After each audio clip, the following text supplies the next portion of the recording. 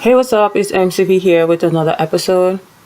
I'm sorry, I know it's been a while, but somehow life has gotten in the way. Life got in the way and prevented me from doing any recording. But I have been writing. So here we go with another episode of Dear Diary, The Vanishing Friend. Episode 4. June 5th, 2020. Dear Diary, school will be out in 2 weeks, and I can't wait. This entire year felt like 2 years rolled into one. I am doing ESY, or extended school year, but I am looking forward to some downtime between the end of the regular school year and the start of ESY. Is it just me, or does anyone else feel as if once the end of the year starts approaching, they feel beyond exhausted? It gets harder to get out of bed each passing morning. Anyway, I chatted with Ruby today. It felt really great to hear her voice. Ruby is dealing with some stuff other than the passing of her mom. I feel bad for her. I wish she could get a break already. Cosby texted me earlier. Her father is leaving the city in a few days, and she can't wait to see the back of him. The man has guts. I'll give him that. He took Cosby out to dinner and told her that she was not to see her girlfriend, or he would cut her off from her own money. Cosby seemed to believe him, but not enough to break things off with her girl. Cosby told me that Kate is her world. If she can't be with her, she doesn't want to live. I mean, I know it would be messed up for her parents to split them up, but damn, talking about ending her own life if that happens? That made me so nervous to hear Cosby talk like that. I mean, she said she's not suicidal, but she also said that she'd tried it before, a couple of times in fact. I mean, I know what that feels like, but looking back now, I'm so happy to be alive. I'm also really happy to be almost fully recovered from that stupid coronavirus. The doctor said I had a mild case of it. If the way I felt was caused by a mild touch, I can't even imagine what the real thing would feel like. I mean, I still have a lingering cough, like if I'm walking up the stairs, and like an idiot when I tried working out with the students last week. About 3 minutes into the workout, I was having so much trouble breathing and coughing so hard that I even scared myself. I'm a bit jealous about with Cosby talking about her girlfriend's classes and all about their workout sessions now. Cosby sends me a video clip of the classes every day. That woman is strong. I mean, she's in beast mode every video. Ruby told me that she is spending time with her sister and some family members. I'm happy she is not alone. I'm scared to even look at the news now. People can't even go to their families' funerals. So, I almost forgot.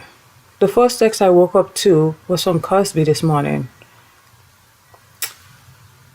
Cosby this morning said that she wanted my opinion on whether she should tell her girlfriend about one of her panic attacks she had while at home with her family.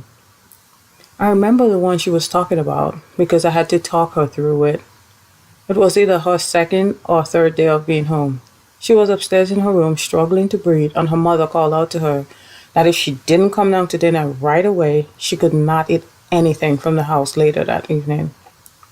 While we text back and forth, she said her father was sitting next to her, looking at her with a weird look on his face. Cosby also told me that she felt like an outsider whenever she was around her family. She said that she feels like she doesn't belong with them. Sadly, we both know I'd be lying if I said I don't know what that feels like. I mean, I moved thousands of miles away to try and find a place, an environment, a family, a home, just someplace where I feel like I belong. And I know I am not quite there yet, but I'm hoping it will come to me someday, maybe soon. At least I have a place where I have control over what I do and what goes on. Like it's my place and I pay the bills. Cosby, on the other hand, doesn't have that option. Her dad is paying for her apartment in the city. We both know how I grew up, like the poverty, neglect, abuse, things like that, etc. But anyway, I would choose my own upbringing and the family I was born into over Cosby's family. I mean, with me, I hid a lot of things from them. So not being supported is not something I can exactly blame everyone for. But with her, she tells her parents everything, especially her mom, and all she gets is rejected for being open and honest.